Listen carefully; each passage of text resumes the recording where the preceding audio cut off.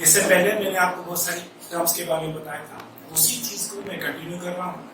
Basic accounting terms, उसमें अब नई टर्म्स में आपको बता रहा हूँ।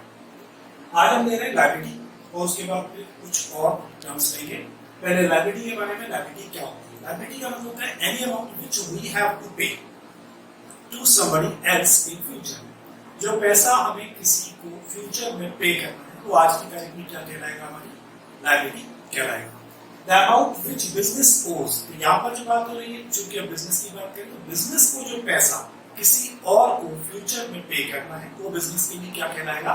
लायबिलिटी कहलाएगा। Okay, the amount which business owes to others or debts and obligations that the business enterprise has to pay are known as liability. Okay, तो is it clear कि जो भी पैसा बिजनेस को किसी और को पे करना है इन फ्यूचर, वो सब क्या कहलाएगा? आज की डेट में लायबिलिटी कहलाएगा। लायबिलिटी को हम फर्दर दो कैटेगरी में डिवाइड करते हैं, एक लॉन्ग टर्म और एक शॉर्ट टर्म। लॉन्ग टर्म को हम नॉन करेंट लायबिलिटी बोलते हैं, शॉर्ट टर्म को हम करेंट लायबिलिटी भी बोलते हैं। लॉन्ग टर्म लायबिलिटी का मतलब होता है वो लायबिलिटी जो हमें एक साल के बाद पे आउट करनी है, means after 1 year at least. Okay, अब इसमें एक साल के बाद की जो लिमिट है वो 2, 3, 4, 10, 20 साल भी हो सकती है। ठीक है, इसी को हम एक और कैटेगरी में डिवाइड कर सकते हैं। लॉन्ग टर्म में भी दो पार्ट होते हैं, एक मिड टर्म और एक लॉन्ग टर्म। मिड टर्म का मतलब होता है कि जो एक साल के बाद पे करनी, which is to be paid after 1 year but before 5 years। एक साल से लेकर 5 साल के अंदर जो पे करना है वो मिड टर्म, और 5 साल के बाद after 5 years which have to be paid, that is known as long term। Okay, और इधर जो शॉर्ट टर्म है, short term means current liability. Current liabilities का मतलब which are to be paid within 1 year, जिनको आपको एक साल के अंदर ही पे आउट करना है, they are known as current liabilities। Okay, फिर वापस हम नॉन करंट लायबिलिटीज को दो पार्ट में डिवाइड कर सकते हैं। पहला है हमारा इंटरनल लायबिलिटी, दूसरा है एक्सटर्नल लायबिलिटी। इंटरनल लायबिलिटी का मतलब होता है which is to be paid by the business to the owner of the business।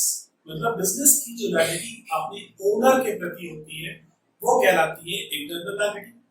और एक्सटर्नल लायबिलिटी का मतलब होता है कि बिजनेस के बाहर से जो लोग हमारे साथ में जुड़ते हैं, जिनसे हम उधार सामान खरीदते हैं, पैसा उधार देते हैं, उन सबको जो हमें पे करना है वो कहलाती है हमारी एक्सटर्नल लायबिलिटी।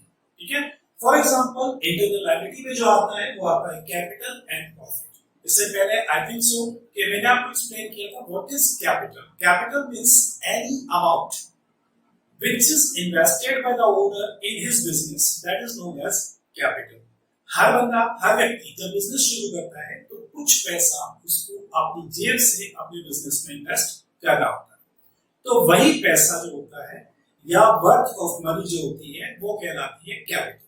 ठीक है, और आफ्टर दैट बिजनेस जब रन किया जाता है तो प्रॉफिट्स अर्न होते हैं। जो प्रॉफिट अर्न होते हैं बिजनेस में, they are also internal liability because of वो प्रॉफिट जो कमाए गए हैं, they have been earned with the help of money which is invested by the business owner. तो उसने जो पैसा दिया था उसके पैसे से हमने कमाया है, तो ऑब्वियसली उस प्रॉफिट को हमें किसको देना पड़ेगा? बिजनेसमैन को देना पड़ेगा। इसलिए प्रॉफिट भी कैपिटल के साथ में ऐड कर दिया जाता है and that becomes internal liability of the business. उसके बाद आता है एक्सटर्नल लायबिलिटी, जिसमें अभी तो आपकी सिर्फ नॉलेज के पॉइंट ऑफ व्यू से मैं यहाँ पर दे रहा हूँ लॉन्ग टर्म लोन्स जो आप फाइनेंशियल इंस्टीट्यूशन से, बैंक से या फिर अपने रिलेटिव से भी ले सकते हैं।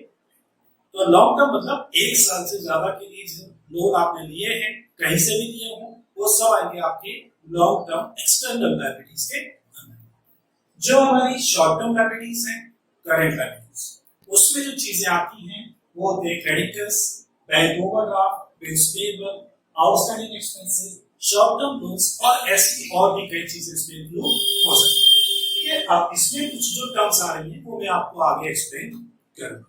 इस तरीके से ये हमारा लायबिलिटी का पार्ट है, जिसको हमने सिंपली कहा है कि which is to be paid by the business to somebody else in future, वो कहलाती है बिजनेस की लायबिलिटी। इसको हम दो पार्ट में डिवाइड करते हैं, एक कहलाती है लॉन्ग टर्म, एक कहलाती है शॉर्ट टर्म या लॉन्ग करंट एंड करंट। फिर हम फर्दर इस वाले हिस्से को जो कि हमारी लॉन्ग टर्म लायबिलिटी है इसको दो हिस्सों में डिवाइड कर सकते हैं, इंटरनल एंड एक्सटर्नल।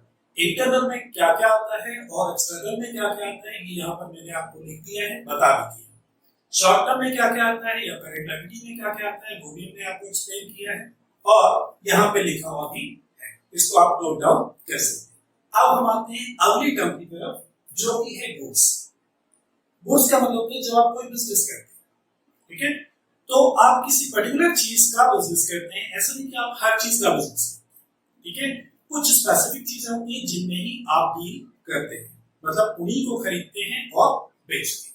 तो ऐसी चीज जिसमें आप रेगुलर कोर्स में डील करते हैं, मतलब उनको खरीदते हैं और फिर उसके बाद उनको प्रॉफिट कमाने के लिए सेल आउट करते हैं, वो सारी चीजें जो है वो बिजनेस के लिए कहलाती हैं गुड्स, ठीक है। तो अकाउंटिंग में हम गुड्स में क्या शामिल करेंगे या क्या इंक्लूड करेंगे, वो सारी चीजें जिनमें हम रेगुलर कोर्स में डील करते हैं और उनको डेली बेसिस पर खरीदते और बेचते हैं, वो सारी चीजें गुड्स की डेफिनेशन में आएंगी।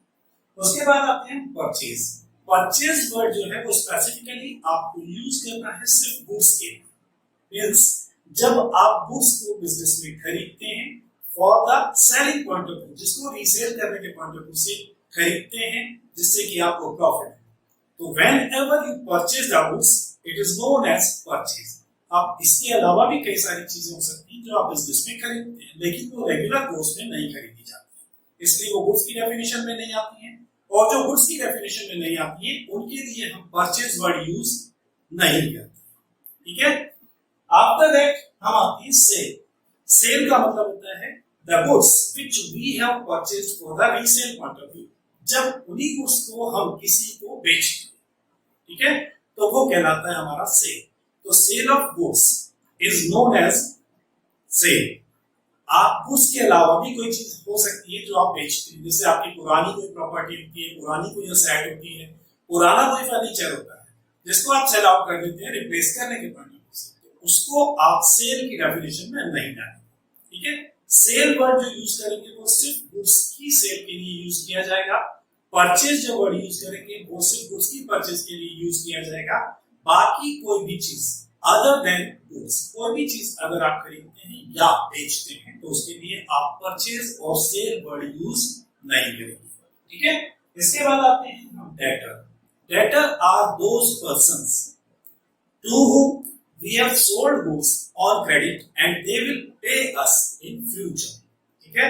जिन लोगों को आज हम उधार गुड्स बेच रहे हैं, ऑब्वियसली अगर हमने उधार बेचा है तो they will pay us in future, वो हमको बाद में पेमेंट करेंगे। तो टिल दैट जब तक वो हमको पेमेंट नहीं करते हैं तो हम उनको डेटर्स कहते हैं, means we have to receive money from them, okay. Creditors है जो जस्ट डेटर का अपोजिट है।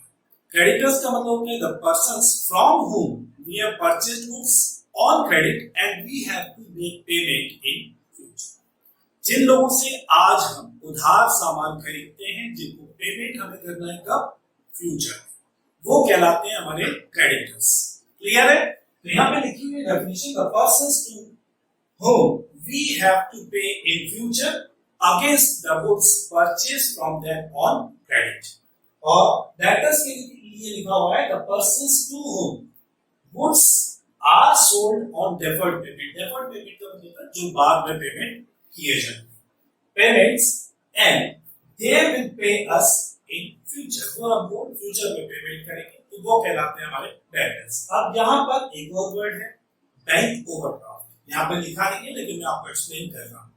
समटाइम्स क्या होता है कि आपका बैंक में जो एक लिमिट है वो क्रॉस हो जाती है, मतलब लिमिट जो है आपकी खत्म हो जाती है पैसा विड्रॉ करने की, और आपको अगर पैसे की जरूरत होती है तो इन सर्टेन सर्कमस्टेंसेस, ठीक है, बैंक आपको एक्सेस पैसा विड्रॉ करने की परमिशन देगा, ठीक है।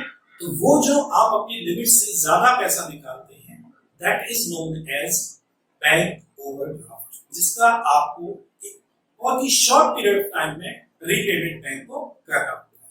ये जो फैसिलिटी है ये बैंक आपने बहुत ही क्रेडिटेबल, जो अच्छी गुडविल वाले कस्टमर्स हैं उनको ये प्रोवाइड करें।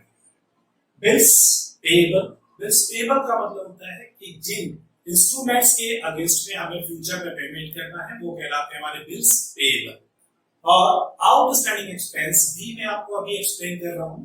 आउटस्टैंडिंग एक्सपेंस का मतलब होता है the expenses which we have incurred but still to be paid, जो खर्चे हमने कर दिए हैं लेकिन अभी हमने उसका पेमेंट नहीं किया है। तो जब तक हम उसका पेमेंट नहीं करते till that they are known as outstanding expense। For example कि अभी मैं यहाँ पर ये वीडियो बना रहा हूँ, लाइट ऑन है, पंखा चालू है, तो मैं लाइट कंज्यूम कर रहा हूँ, ठीक है, इट इज एन एक्सपेंस। लेकिन इसका पेमेंट मैं कब करूंगा? जब मेरे पास बिल आएगा। जब तक बिल नहीं आएगा तब तक ये मेरा क्या कहलाएगा? Outstanding expense. क्योंकि अगर मैं इलेक्ट्रिसिटी कंज्यूम कर रहा हूँ डेफिनेटली आई हैव टू पे, it is an expense for me and which will be paid in future, till that it is known as outstanding expense। That's all in the chapter basic accounting terms। इससे पहले मैंने आपको बहुत सारी terms बताई थी और अब उसी को मैं आगे कंटिन्यू कर रहा हूँ। Now here I am going to explain you revenue expense। Before this I want to explain you expense। Expense means simply spending something, some amount for getting something, that is known as expense in general। ठीक है, खर्चा। खर्चे का मतलब ये होता है कि हम कोई ना कोई पेमेंट किसी न किसी काम के लिए कर रहे हैं तो हम उसको नॉर्मल कोर्स में क्या बोलते हैं? खर्चा बोलते हैं, एक्सपेंस। ठीक है, एक्सपेंस को हम यहाँ पे दो कैटेगरी में डिवाइड कर सकते हैं। एक होता है रेवेन्यू एक्सपेंस और दूसरा होता है कैपिटल एक्सपेंडिचर। रेवेन्यू एक्सपेंस का मतलब होता है the expenses which are incurred in regular course of business to maintain the profit earning capacity of the business. These expenses are incurred in regular course again and again and again। It means they are of recurring nature।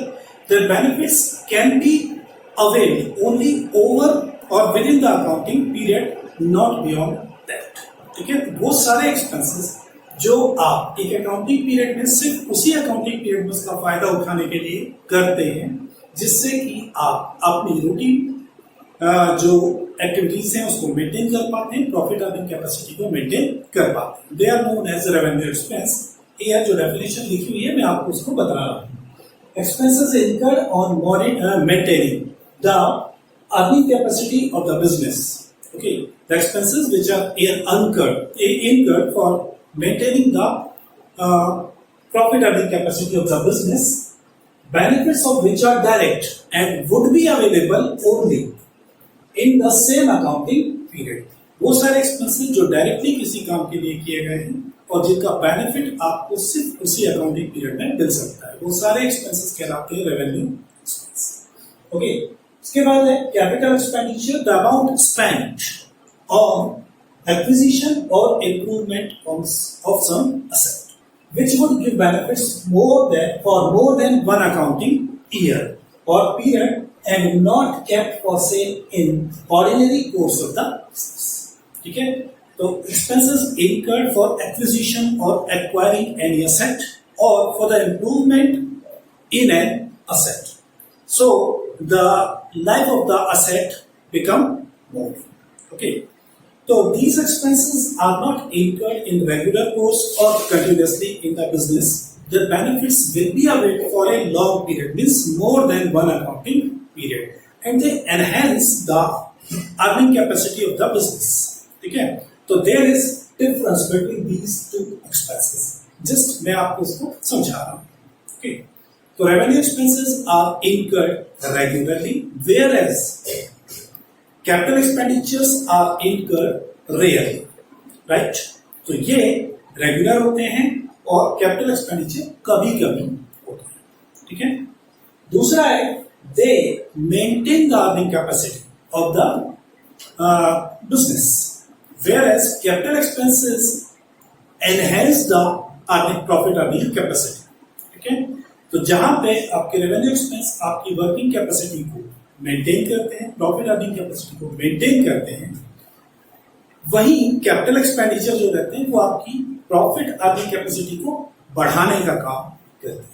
ठीक है, उसके बाद the benefits will be availed only with in the accounting period. जो भी आपके revenue expense होते हैं, ठीक है, उससे आपको जो बेनिफिट मिलेगा वो सिर्फ और सिर्फ उसी अकाउंटिंग पीरियड में मिलेगा, not beyond that. Whereas expenses availed from the capital expenditure would be for more than one accounting year.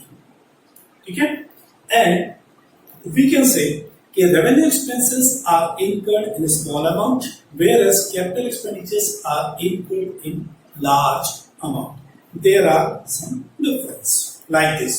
Okay, now we are coming to the deferred revenue expenditure.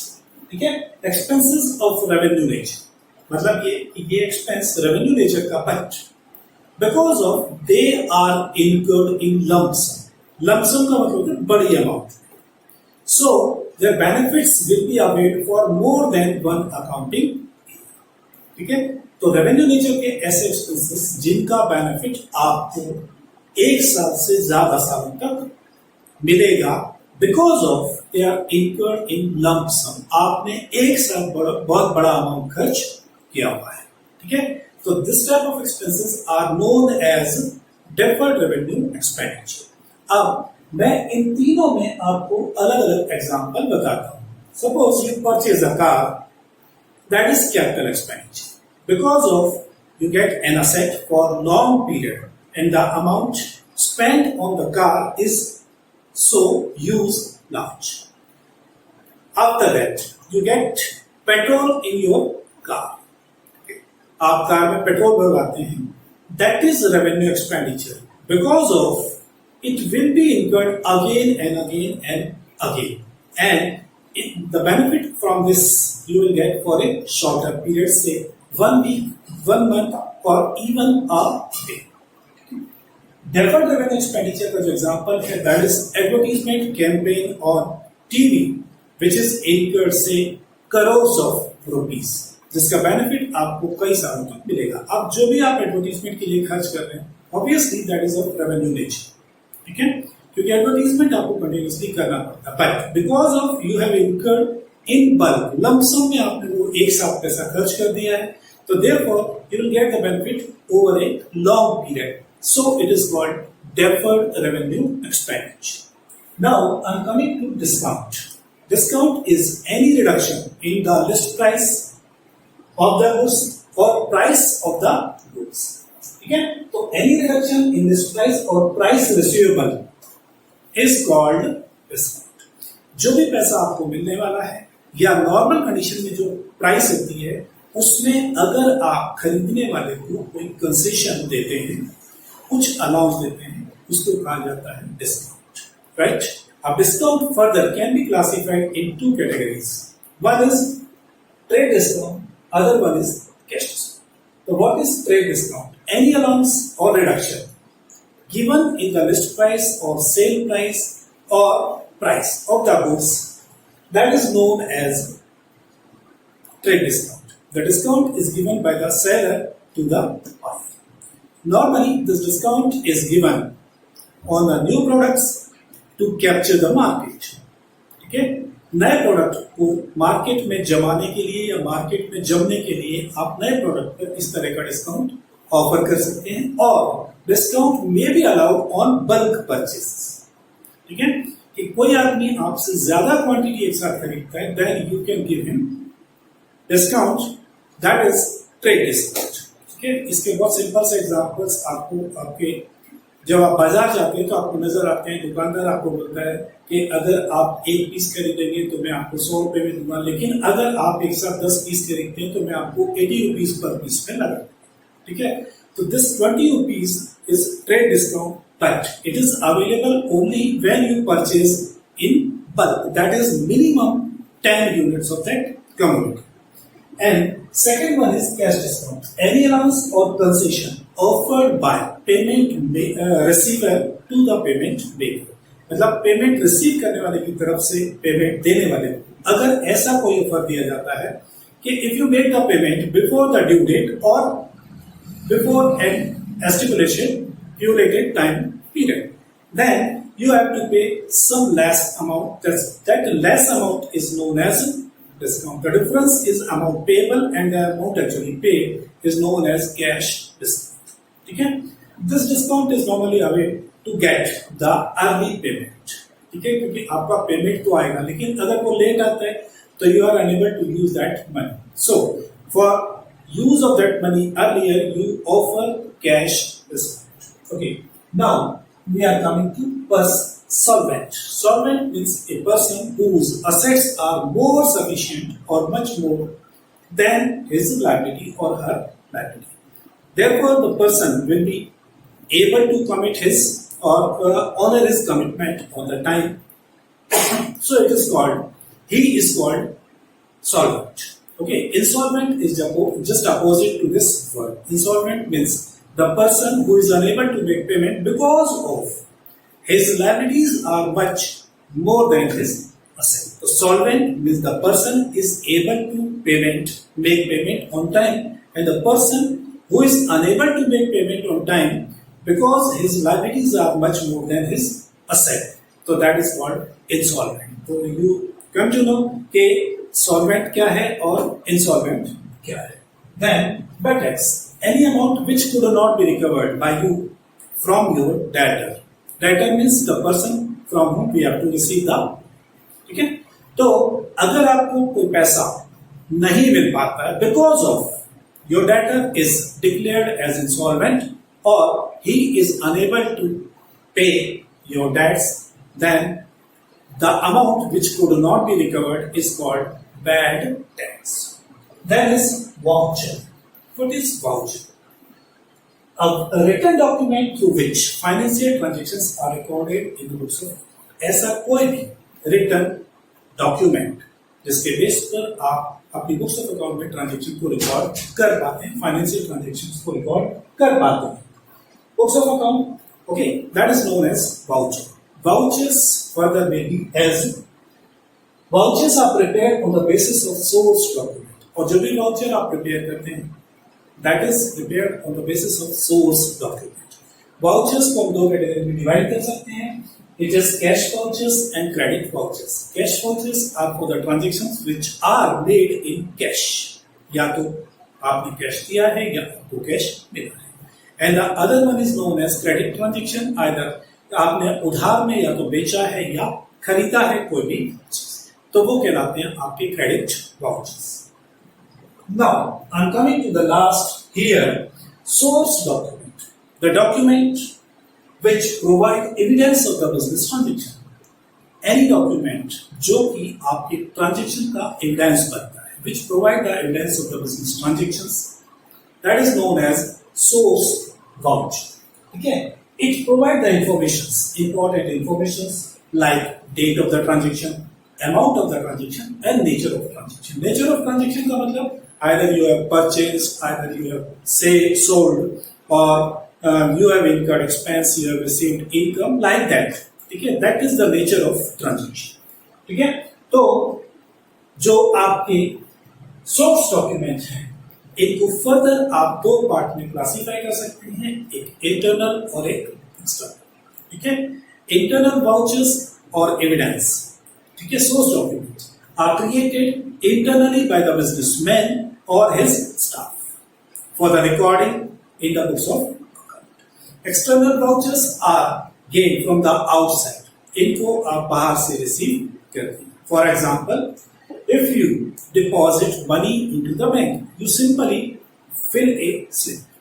ठीक है, वो slip आपका होता है internal voucher that is prepared by you and that becomes evidence of the deposit in the bank. On that basis, you prepare a cash voucher of depositing money into the etc. Okay, इसी तरीके से like this you make a sale and you make a sales voucher, sale bill आप बनाते. That is internal voucher because the sale is made by you, so that becomes evidence for the voucher. Then external vouchers which we are getting from outside. Suppose you purchase something. Okay, either you purchase on credit or you purchase for cash. If you purchase for cash, you get a cash memo that is given by the person from whom you are purchasing the goods. So it is external, which is coming from the outside. And if you are purchasing on credit, again that person will prepare a bill in your name, जो कि उसमें आप payment कर रहे हैं ऐसा नहीं लिखा हुआ है. तो दैट इज ऑल्सो कॉल्ड आप external voucher an external voucher. Okay, अब इसके बाद फिर कंटिन्यू मैं करूंगा आपको. अभी तक ये सारी चीजें जो मैंने यहाँ पे लिखा हुआ है that you can note down in your notebook and learn them for the future. Some more accounting terms now I'm going to explain you. Here are income, the results of business and other activities that enhance or increase the wealth of the business. मतलब business की activities और other activities जिससे business की wealth increase होती है उसको हम बोलते हैं income. Then profit, excess of revenue over expenses in an accounting year from normal business activities. Normal business activities का मतलब होता है कि in the usual course or normal course of business, whatever activities we do, simply we can say कि that is the sale of the goods and services, right? तो goods and services से जो पैसा आपको रिसीव होता है उसके against में you have to incur certain expenses. तो difference between the revenue which we have earned and the expenses which we have incurred to earn the revenue. ठीक है, तो excess of revenue over expenditure during an accounting year are known as profit. Then gain, any profit arising in business due to transactions other than normal transactions of the business. ठीक है, तो business के normal transaction के अलावा जो भी transactions आप करते हैं और उसमें अगर आपको कोई प्रॉफिट रिसीव होता है तो that is known as gain. ठीक है, तो इसमें अपन बोलते हैं sale of asset, increase in value of asset. These are not the normal activities of the business because we purchase the assets for use in the business for long term, not for selling purpose. जो routine activities होती हैं they are the sale of the goods and services. ठीक है, other then these जो भी activities की जा रही हैं, if you earn something from that is called gain. Now I am coming to explain debit note. What is debit note? It is a document which shows that the business enterprise raise a debit against the person और party to whom document is sent. ये एक ऐसा statement है जो एक party दूसरी party को भेजती है. ठीक है, इसमें यह शो किया जा रहा है कि जिस पार्टी ने वो डॉक्यूमेंट भेजा है, the party who is sending the document has raised the account of debit to the party to whom it is being sent. ठीक है, other than the transaction of credit sales. ठीक है, credit sale के अलावा अगर कोई transaction ऐसा होता है जिसमें आप किसी पार्टी के अकाउंट को डेबिट कर, डेबिट मीन्स उससे आपको पैसा लेना है, जस्ट यू आर श्योर. ठीक है, तो वो जो डॉक्यूमेंट होता है that document is known as debit note. Suppose करें कि अगर हमने किसी को सेल किया है बाय मिस्टेक, सेल प्राइस जो है हमने कम चार्ज की है.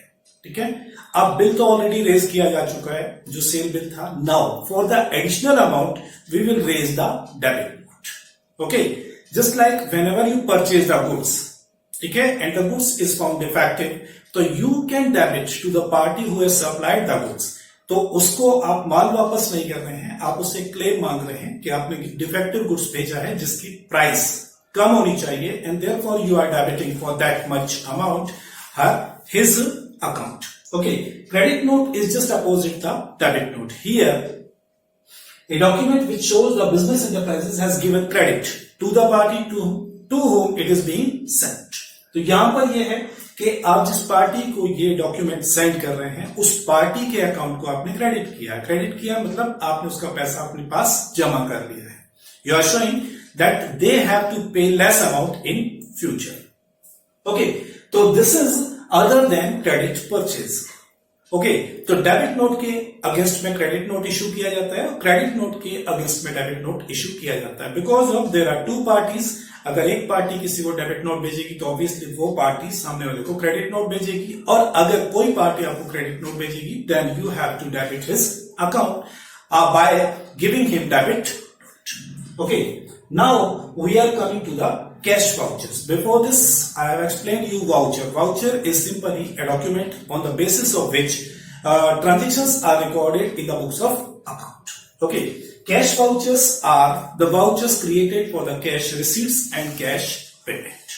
Okay, so debit vouchers are for cash payment. Whenever you pay cash or business pays cash to somebody else, debit voucher is created, and whenever the business receive the money from anybody else, then credit voucher is created. So debit voucher and credit vouchers are created or made for the transactions of cash receipt and cash payment to record in the books of account.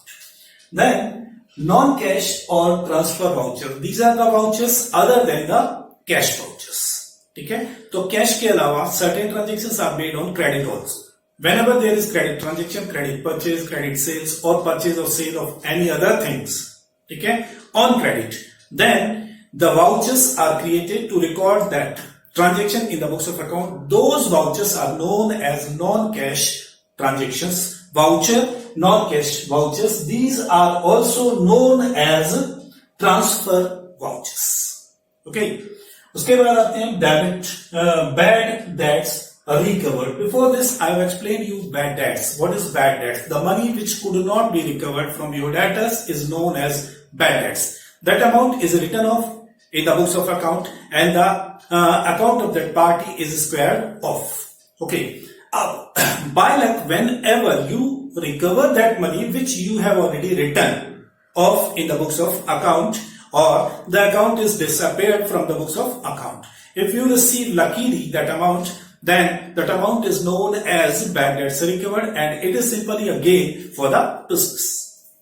Then I'm coming to explain some other things. Outstanding expense, an expense which we have incurred.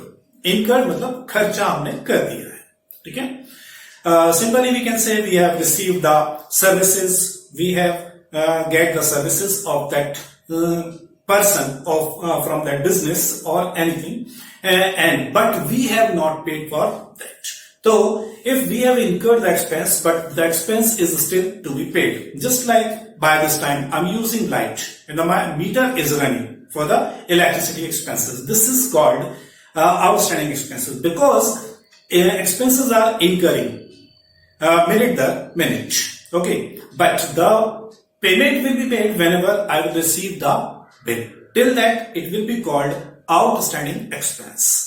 And then prepaid expenses. Prepaid expenses means expenses paid in advance. Services are yet to be received or acquired. Okay, just like you know very well, okay, there are two types of phone SIMs: postpaid and prepaid. Postpaid means outstanding, where you get the services first and you make the payment after. And in case of prepaid, you just pay first and then you receive services in future. ठीक है, तो वो कहलाता है prepaid expenses.